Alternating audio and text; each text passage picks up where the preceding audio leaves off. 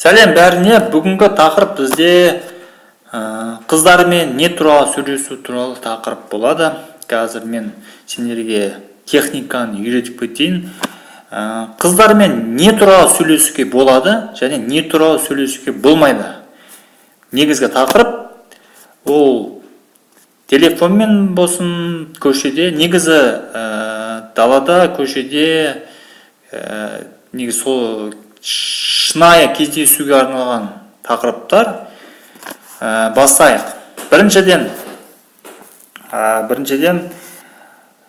қызбен сөйлесіп жатқанда бірінші өзің туралы сөйлесесің, біраздан кейін ол туралы сөйлесесің. Качеля сияқты сөйлесу керек негізі. Тек қана ол туралы сұрақтармен жауап берудің қажеті жоқ. Қыздарға ондай ұнамайды. Тергеп жатқан сияқты боласыңдар. Қайда тұрасың, кіммен тұрасың, қай жылғысың, не істейсің, қандай жұмыс деп көп сұрақтың қоюдың қажеті жоқ. Ондай сұрақтардан аулақ болу керек. Негізгі қыз туралы сұрамаймыз. Ол туралы тек жасын сұрасақ болады. Қай жылғы, енді оны да керек емес. Атын ғана сұрау керек, атын білсек болды. Сосын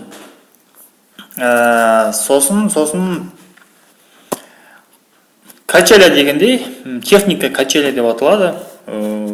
Ол жақсы жұмыс істейді. Біз сөйлесіп жатамыз, танысып алдық. Танысқан кезде қазір мен сендерге айтамын. 2-3 секундта көшеде баратсыңдар, торговый центрде болсын, далада болсын. Біз қызды көргенде 2-3 секунд аралығында жақындау керекпіз. Егер ол аралықта жақындамасақ, онда біз ішімізде құлпы жабылып қалады, ұялшақтық сезім пайда болады. Сондықтан ондайдың қажеті жоқ.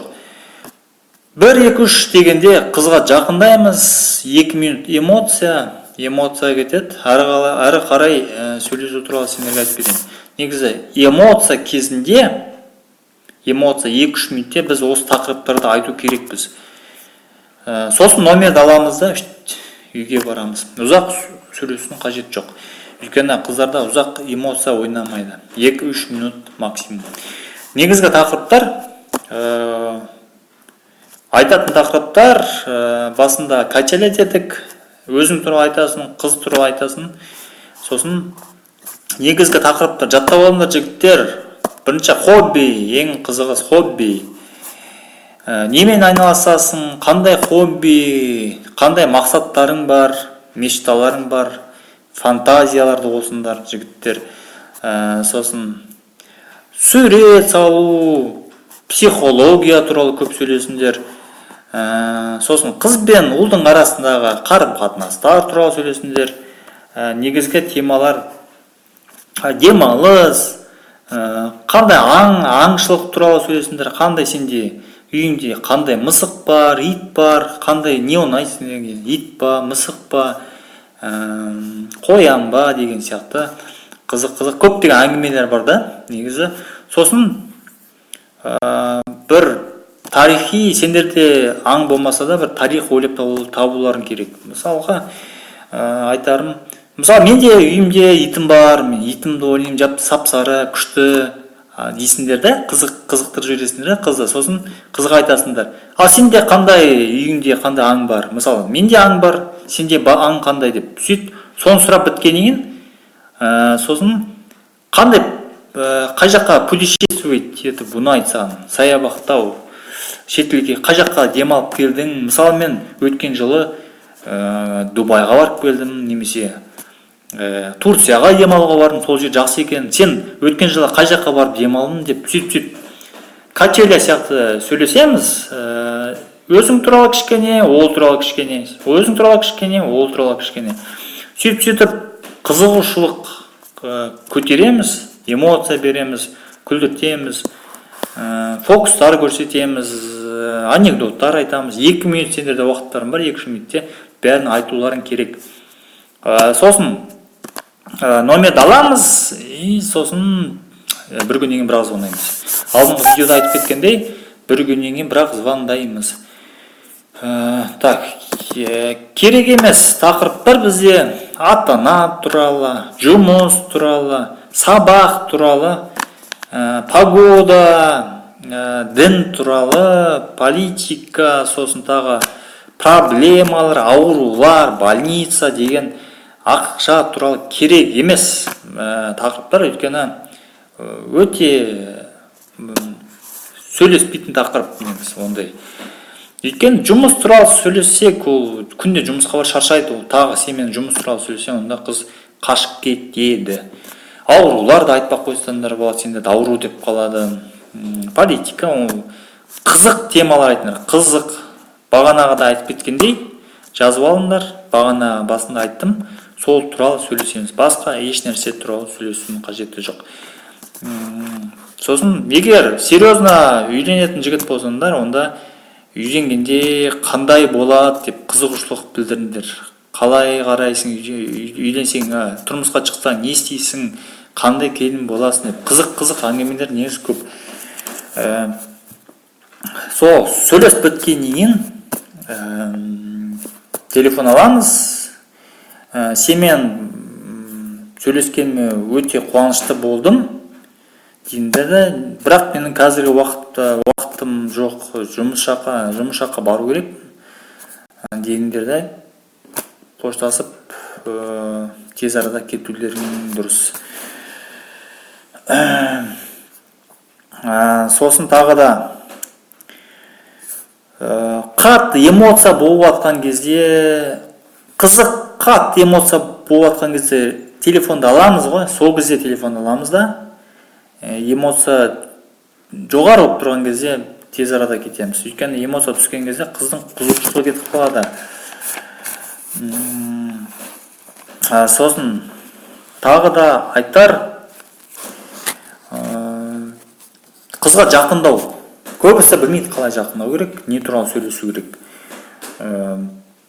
Егер ол екі қыз болса, подругасымен, досымен, дос қызымен болса, онда сол қыздарға жақындаймыз.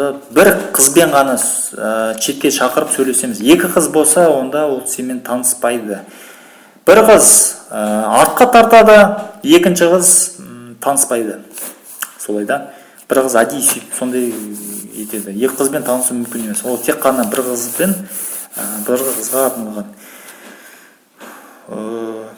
Егер екі қыз болса, ұнайтын қыз болса, онда жақындаймыз, айтамыз. Қарындас, бір минутке сені ұрлап кетейінші, бұл өте маңызды дегенде да, шет жаққа бір минутке дос қызынан, подружкасынан кішкене алысырақ жерге апарамыз да, сол жақта сөйлесеміз, 2 минут қызықтырамыз. Егер дос қызы, подружкасы жақында болса, қарындас, 1 минут, 2 минут күте тұрыңыз ар жақта, мен қазір маңызды нәрсе айтып жатырмын деп айтасыздар.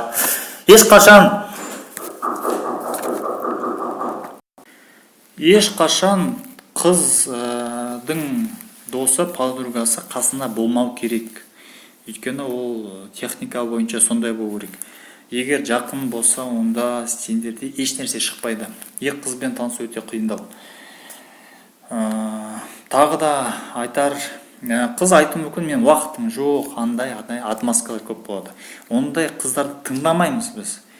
Уақытым жоқ десе де тоқтатып, біз тез арада қызықтыру керекпіз. Сол кезде нәтиже болады.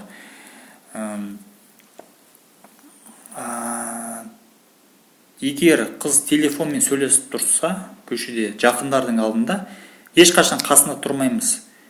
Егер танысып жатып телефонмен біреу звондай қалса қызға, онда біз шет жаққа барып тұрамыз, бір 4-5 метр аралығында. Өйткені жақын тұрса, онда ол дұрыс емес, ыңғайсыз болып қалады. Және де бірінші, егер наушникте болса қыз, далада наушникте болса, біз айтамыз, құлағыңдағыны шешіңізші, саған айтар әңгімем бар деп білдіртеміз. Егер былай шошытпаймыз қызды, құлағындағы наушникте шешіңізші деп айтамыз, сосын сөйлесеміз. Тағы да осындай подходтан негізі 25 рет, 25-30 рет жақындау керек қыздарға. Отказ, таныспаушылық көп болады негізі, ол дұрыс негізі. Біз негізі результатқа қарамаймыз, результат ол дұрыс емес. результат дұрыс емес. Көп минус жинауға тырысамыз отказ болуға. Өйткені көп отказ болған сайын бізде плюстер көбейеді. Мысалы 20-30 қызға жақындасаңдар, ішіне бір 5-6-ауы сендермен танысады. Ол 100%. Ең әдемі қыздарға жақындаймыз. Сосын басында қыздың негізі ішінде орналасқан защитный рефлекс болады. Защитный рефлекс. Ол мысалы сені танымайды. Көргенде ол защитада болады. Сендер оған тоқтамай қызықтап сөйлесеңдер, соның защитасын бұзасыңдар.